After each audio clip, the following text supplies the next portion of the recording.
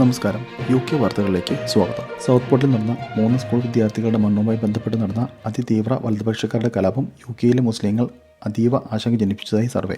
മുസ്ലിങ്ങളുമായും മറ്റ് വംശീയ ന്യൂനപക്ഷങ്ങളുമായും ചേർന്ന് പ്രവർത്തിക്കുന്ന ഡേറ്റ ഓർഗനൈസേഷനായ മുസ്ലിം സെൻസസ് കമ്മീഷൻ ചെയ്ത സർവേയിൽ പങ്കെടുത്തവരിൽ 92% ആളുകളും പറയുന്നത് UKയിലെ ജീവിതം ഒട്ടും സുരക്ഷിതമല്ല എന്നാണ്. വിവിധ പശ്ചാത്തലങ്ങളിലുള്ള 1519 പേരെ പങ്കെടുപ്പിച്ചുകൊണ്ടാണ് ആഗസ്റ്റ് 5-6 തീയതികളിലായിരുന്നു സർവേ നടത്തിയത്. ലഹള ആരംഭിച്ച ജൂലൈ 30 മുതൽ സർവേയിൽ പങ്കെടുത്തവരിൽ 6-5 പേർ വീതം വ്യക്തിപരമായി വംശീയ ആക്രമണത്തിന് വിധേയരായവരാണെന്ന് സർവേ ഫലം പറയുന്നു. 3-2 പേർ അത്തരം ആക്രമണങ്ങൾക്ക് ദൃക്സാക്ഷികളാണ്.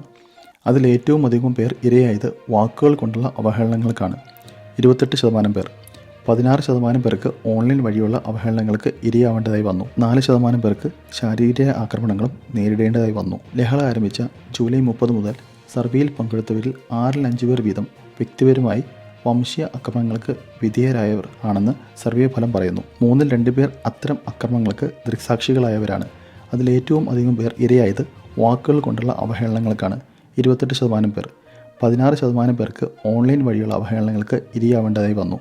4% പേർക്ക് ശാരീരിക ആക്രമണങ്ങളും നേരിടേണ്ടതായി വന്നു. വീട് വിട്ട് പുറത്തിറങ്ങാനും ജോലിക്ക് പോകാനും ഭയക്കുന്ന നിരവധി പേരെ കണ്ടുമുട്ടിയെന്ന് മുസ്ലിം സെൻസസ് സ്ഥാപകൻ സാദിഖ് സദോരത്ത് പറയുന്നു. മുസ്ലിം മതവിശ്വാസികളെ തിരഞ്ഞുപിടിച്ച് ആക്രമിക്കുന്നതായിട്ടാണ് തോന്നിയതെന്നും അദ്ദേഹം പറയുന്നു. അതുകൊണ്ട് തന്നെ അവർ സുരക്ഷയെക്കുറിച്ച് ആശങ്കാകുലരാണ്. ദിവസങ്ങളോളമായിരുന്നു അക്രമികൾ മോസ്കുകളും മുസ്ലിം മതവിശ്വാസികളുടെ ഉടമസ്ഥയിലുള്ള ബിസിനസ് സ്ഥാപനങ്ങളിലും അഭയാർത്ഥികളെ പാർപ്പിച്ചിട്ടുള്ള ഹോട്ടലുകളിലും ലക്ഷ്യമാക്കി ആക്രമണം അഴിച്ചുവിട്ടത്. London, Liverpool, Bristol, Blackpool, Belfast തുടങ്ങിയ മിക്ക നഗരങ്ങളിലും അക്രമ സംഭവങ്ങൾ അരങ്ങേറിയിരുന്നു. സൗത്ത് പോർട്ടിലെ കൊലപാതകിയുടെ പേരും പശ്ചാത്തലവുമായി ബന്ധപ്പെട്ട് പ്രചരിച്ച വ്യാജ വാർത്തകളാണ് ലഹള ആളിപ്പടരാൻ കാരണമായത്. സൗത്ത് പോർട്ടിലെ മോസ്കും ആക്രമിക്കപ്പെട്ടവരുടെ കൂട്ടത്തിൽ ഉൾപ്പെടുന്നു. മോസ്കിന് സമീപത്തുള്ള കെട്ടിടങ്ങൾക്ക് നേരെ കല്ലെറിഞ്ഞ അക്രമികൾ ചില കാറുകൾക്ക് അഗ്നിക്കിരയാക്കുകയും ചെയ്തിരുന്നു. 1000-ലധികം പേരെ ലഹളയുമായി ബന്ധപ്പെട്ട് അറസ്റ്റ് ചെയ്തിട്ടുണ്ട്. 400-ലധികം ആളുകളുടെ പേരിലും കേസ് ചാർജ് ചെയ്തിട്ടുണ്ട്. രാജ്യത്ത് അങ്ങോളം ഇങ്ങോളമുള്ള മോസ്കുകളിൽ വിശ്വാസികളോട് സുരക്ഷാ മുൻകരുതലുകൾ എടുക്കാൻ ആവശ്യപ്പെട്ടിട്ടുണ്ട്. ഒറ്റയ്ക്ക് യാത്ര ചെയ്യാതിരിക്കുക, സന്ധ്യ കഴിഞ്ഞാൽ വീടിന് വെളിയിൽ ഇറങ്ങാതിരിക്കാൻ ശ്രമിക്കുക തുടങ്ങിയ മുൻകരുതലുകളാണ് വിശ്വാസികൾക്ക് നൽകിയിട്ടുള്ളത്. കഴിഞ്ഞ വർഷം ആദ്യമായി വീട് വാങ്ങുന്ന മക്കളെ സഹായിക്കാൻ മാതാപിതാക്കൾ നൽകിയത് 9.4 മില്യൺ പൗണ്ട്. 5 വർഷം മുൻപത്തേക്കാൾ ഇരട്ടിയാണ് ഈ കണക്കുകളെന്ന് ഗവേഷണം വ്യക്തമാക്കി. 2023 പ്രോപ്പർട്ടി വിപണിയിൽ പ്രവേശിക്കാൻ സാധിച്ച 57% പേർക്കും മാതാപിതാക്കളുടെയോ കുടുംബാംഗങ്ങളുടെയോ സഹായം ലഭിച്ചുവെന്നും വ്യക്തമായി. 2023 മോർഗേജ് നിരക്കുകൾ കുത്തനെ ഉയർന്നതോടെയാണ് മാതാപിതാക്കളുടെ സഹായത്തിൽ കുത്തനെ വർധനവുണ്ടായത്. 2019 5 ബില്യൺ പൗണ്ടായിരുന്നുവെങ്കിൽ 2022 ഇത് 8.8 ബില്യൺ പൗണ്ടായി ഉയർത്തിയതിനു ശേഷമാണ് വീണ്ടും വർദ്ധിച്ചത്. ഇതിനു പുറമെ പല ഭാഗത്തും വൻ തോതിലുള്ള വാടക വർധന നേരിട്ടതിനാൽ വീട് വാങ്ങാൻ ആഗ്രഹിക്കുന്നവർക്ക് ഇതിനുള്ള തുക സേവ് ചെയ്യാനും സാധിച്ചിട്ടില്ല. ഈ ഘട്ടത്തിലാണ് കുറവ് വരുന്ന തുക നൽകാൻ കുടുംബാംഗങ്ങൾ രംഗത്തിറങ്ങേണ്ടി വന്നത്. 2013 ഹെൽപ്പ് ടു ബൈ സ്കീം ആരംഭിച്ചതിന് ശേഷം ആദ്യമായിട്ടാണ് ആദ്യ വീട് വാങ്ങുന്ന പകുതിയിലേറെ പേർക്കും കുടുംബാംഗങ്ങളുടെ സഹായം ലഭിക്കുന്നത്. പുതിയ വീട് വാങ്ങുന്നവർക്ക് 5 വർഷത്തെ പലിശരഹിത ലോൺ വിലയുടെ 40% എന്ന തോതിൽ നൽകിയതായിരുന്നു സ്കീം. അടുത്ത 3 വർഷങ്ങളിലും മാതാപിതാക്കളുടെ കേസിൽ നിന്നും 30 മില്യൺ പൗണ്ടെങ്കിലും മക്കൾക്ക് വീട് വാങ്ങാൻ ഇറക്കേണ്ടി വരുമെന്നാണ് പ്രതീക്ഷ. ലേബർ ഗവൺമെന്റിനെ സമ്മർദ്ദത്തിലാക്കി വിലപേശലുകളുമായി യൂണിയനുകൾ. മികച്ച ശമ്പള വർധന ഓഫർ ചെയ്തിട്ടും യൂണിയനുകൾ സമരങ്ങൾ പ്രഖ്യാപിക്കുന്ന സാഹചര്യത്തിൽ വിമർശനം ഏറ്റുവാങ്ങുകയാണ് പ്രധാനമന്ത്രി കീർ സ്റ്റാമർ. പ്രധാനമന്ത്രിക്ക് യൂണിയനുകൾക്ക് മേലെയുള്ള നിയന്ത്രണം നഷ്ടമായെന്നാണ് ആരോപണം. 14% വരുന്ന വമ്പൻ വിലവർധനവ് പ്രഖ്യാപിച്ച് 48 മണിക്കൂർ തികയുന്നതിന് മുമ്പ് റെയിൽ യൂണിയനുകൾ പണിമുടക്ക് പ്രഖ്യാപിച്ചിരുന്നു. ലേബർ പാർട്ടിയെ സംരക്ഷിച്ച യൂണിയൻ നേതാക്കൾ ഇപ്പോൾ പ്രധാനമന്ത്രിയെ ചൊൽപ്പടിക്ക് നിർത്താൻ ശ്രമിക്കുകയാണെന്ന് വിമർശകർ ആരോപിക്കുന്നു. ട്രെയിൻ ഡ്രൈവർമാർ 3 മാസം നീളുന്ന പണിമുടക്കാണ് പ്രഖ്യാപിച്ചിരിക്കുന്നത്. ആഗസ്റ്റ് 31 മുതൽ നവംബർ 10 വരെയുള്ള 22 ദിവസങ്ങളായി തങ്ങളുടെ അംഗങ്ങൾ സമരത്തിനിറങ്ങുമെന്ന് യൂണിയൻ പറഞ്ഞു. ലണ്ടൻ മുതൽ എഡിൻബർഗ് വരെയുള്ള ഈസ്റ്റ് കോസ്റ്റ് എയർലൈൻ പ്രവർത്തനങ്ങളെയാണ് ഇത് ബാധിക്കുക.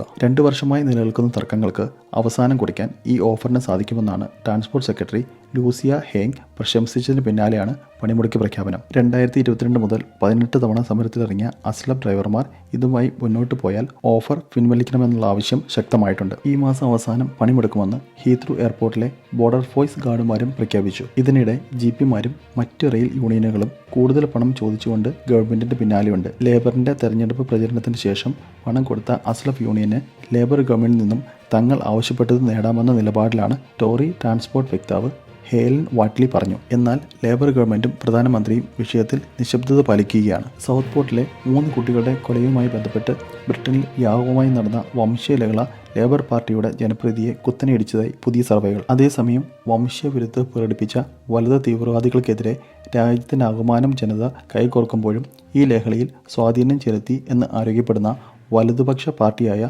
റിഫോം UK പാർട്ടി കൺസർവേറ്റീവ് പാർട്ടിയെ മറികടന്നത് ഏറെ ആശങ്കകൾക്കിടയാക്കി. വി തിങ്ക് പോളിംഗ് നടത്തിയ അഭിപ്രായ വോട്ടെടുപ്പിലാണ് കഴിഞ്ഞ മാസത്തേക്കാൾ 5 പോയിന്റുകൾ കൂടുതലായി നേടി റിഫോം UK പാർട്ടി തെരഞ്ഞെടുപ്പിന് ശേഷം ഇതാദ്യമായി ട്രോളികളെ മറികടന്നത്. അധികാരത്തിലേറി കഷ്ടിച്ച് 40 ദിവസം മാത്രമായ ലേബർ പാർട്ടിയുടെ ജനപ്രീതി 6 പോയിന്റുകൾ കുറഞ്ഞ് 33%. ഇപ്പോൾ ഭരണപക്ഷി റിഫോം UKയേക്കാൾ 12 പോയിന്റുകൾ മാത്രമാണ് മുന്നിലുള്ളത്. അതേസമയം സുനകിനെ നേതൃസ്ഥാനത്ത് നിന്ന് മാറ്റാൻ ശ്രമിക്കുന്ന നിലവിൽ ശക്തമായ ഒരു നേതൃത്വമില്ലാത്ത കൺസർവേറ്റീവ് പാർട്ടിക്ക് ലഭിച്ചത് 20% ജനപ്രീതിയാണ്.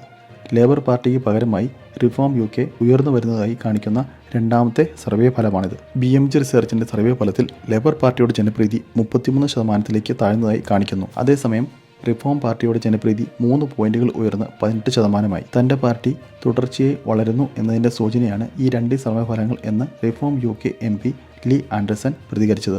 ലേബർ പാർട്ടിയുടെ വോട്ടുകളിലേക്ക് കൂടി കടന്നുകയറി ഇപ്പോൾ സാധാരണക്കാരുടെ കൂടി സൈന്യം എല്ലാ ആഴ്ചയും നേട്ടങ്ങൾ കൈവരിക്കുകയാണെന്നും അദ്ദേഹം തുടർന്നു. സാമാന്യ ബുദ്ധിയോടുകൂടിയുള്ള നയങ്ങൾ സാമാന്യ ബുദ്ധിയുള്ള ജനങ്ങളെ ആകർഷിക്കുമെന്നും അദ്ദേഹം പറഞ്ഞു. ഷെഫീൽഡിൽ റൈഫൽ വെടിവയ്പിൽ പ്രായപൂർത്തിയാക്കാത്ത 4 കൗമാരക്കാർ ഉൾപ്പെടെ 5 പേരെ അറസ്റ്റ് ചെയ്ത് പോലീസ്. ഈസ്റ്റ് ഷെഫീൽഡിലെ റിച്ച്മണ്ട് പാർക്ക് അവന്യൂവിൽ ബുധനാഴ്ച ഉച്ചയ്ക്ക് 2:23 സംഭവങ്ങൾ നടന്നത്. 7 മുതൽ 15 വരെ പ്രായമുള്ള 5 കുട്ടികൾക്കും ഒരു 62-കാരനുമാണ് വെടിവയ്പിൽ പരിക്കേറ്റത്. 3 കുട്ടികളുടെ ശരീരത്തിൽ നിന്നും തുളച്ചുകയറിയ പെല്ലറ്റുകൾ സർജറിയിലൂടെ നീക്കം ചെയ്യേണ്ടതായി വന്നു. 5 പേരെയാണ് അക്രമങ്ങളിൽ പോലീസ് അറസ്റ്റ് ചെയ്തത്. 15 വയസ്സുള്ള പെൺകുട്ടിക്കും 15-16 വയസ്സുകാരായ 2 ആൺകുട്ടികൾക്കും ഒരു 18-കാരനുമാണ് പിടിയിലായിട്ടുള്ളത്. ആയുധങ്ങൾ കൈവശം വെച്ചതിനാണ് ഇവരെ അറസ്റ്റ് ചെയ്തത്. ഇവരെ ജാമ്യത്തിൽ വിട്ടയച്ചിട്ടുണ്ട്. ഒരു വീട്ടിൽ നിന്നും പ്രതികളെ പിടിക്കുന്ന CCTV ദൃശ്യം പുറത്തു വന്നിട്ടുണ്ട്. സംഭവം അന്വേഷിക്കുന്ന സൗത്ത് യോർക്ക്ഷയർ പോലീസ് പൊതുജനങ്ങളിൽ നിന്നും വിവരങ്ങൾ തേടിയിട്ടുണ്ട്. ഷെഫീൽഡിലെ സ്കൂളിൽ 17 വയസ്സുകാരൻ നടത്തിയ അക്രമത്തിൽ 3 പേർക്ക് ഗുരുതരമായി പരിക്കേറ്റതിന് പിന്നാലെയാണ് വെടിവയ്പ് നടന്നത്.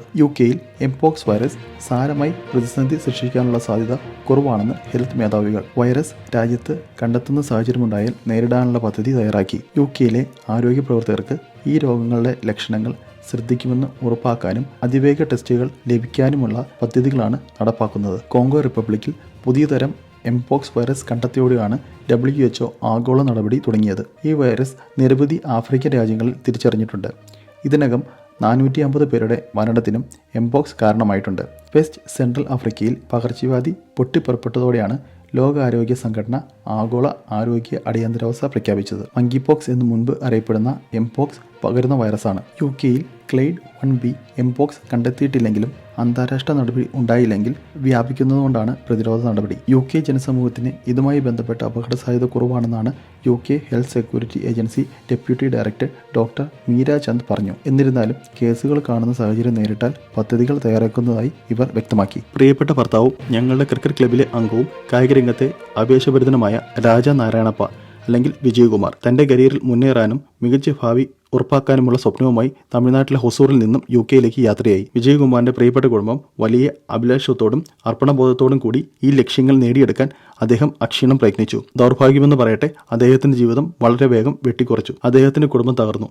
ഈ അഗാധമായ നഷ്ടത്തെ നേരിടാൻ പാടുപെടുകയാണ്. വിജയുടെ പെട്ടെന്നുള്ള വേർപാട് തന്റെ പ്രിയപ്പെട്ടവരെ വൈകാരികമായി മാത്രമല്ല സാമ്പത്തികമായും ബുദ്ധിമുട്ടിലാക്കി. വിജയകുമാറിന്റെ മൃതശരീരം നാട്ടിലെത്തിക്കാനുള്ള തീവ്ര ശ്രമത്തിലാണ് ഇപ്പോൾ കുടുംബാംഗങ്ങൾ. ദയയും വിശാലഹൃദയവുമുള്ള എല്ലാവരും ദുഃഖിതരായ ഈ കുടുംബത്തിന് അവരുടെ ഇരുണ്ട വേളയിൽ പിന്തുണ നൽകണമെന്ന് മെയ്ഡ്സ്റ്റോൺ ക്രിക്കറ്റ് ക്ലബ് ആത്മാർത്ഥമായി അഭ്യർത്ഥിക്കുന്നു. നിങ്ങളുടെ സംഭാവനകൾ എത്ര ചെറുതാണെങ്കിലും സങ്കല്പിക്കാനാവാത്ത വേദന സഹിക്കുന്ന ഈ കുടുംബത്തിന് ഒരു സഹായമായിരിക്കും. വിജയുടെ സ്മരണയെ മാനിക്കാനും അവൻ്റെ സമാധാനത്തിനെ വീട്ടിലേക്ക് കൊണ്ടുപോകാനും ഈ കുടുംബത്തെ നമുക്ക് സഹായിക്കാൻ വേണ്ടി സാധിക്കും. വിജയകുമാറിനെ സഹായിക്കാൻ താല്പര്യമുള്ളവർക്കുള്ള ലിങ്ക് ഞാൻ ഡിസ്ക്രിപ്ഷനിലോ അല്ലെങ്കിൽ ഫസ്റ്റ് കമൻറ്റിലോ കൊടുക്കുന്നതായിരിക്കും. താല്പര്യമുള്ളവർക്ക് വളരെ ചെറിയൊരു തുകയായെങ്കിലും ഇതിൽ സംഭാവന ചെയ്യുക. വിജയകുമാറിനെ നമുക്ക് നാട്ടിലെത്തിക്കാം. ഇതോടെ വാർത്തകൾ അവസാനിക്കുന്നു. നന്ദി, നമസ്കാരം. നിങ്ങൾക്ക് തുടർന്നും ഇതുപോലെ വാർത്തകൾ കേൾക്കാൻ താല്പര്യമുണ്ടെങ്കിൽ ദയവ് ചെയ്ത് ലൈക്ക് ചെയ്യുക, ഷെയർ ചെയ്യുക, സബ്സ്ക്രൈബ് ചെയ്യുക.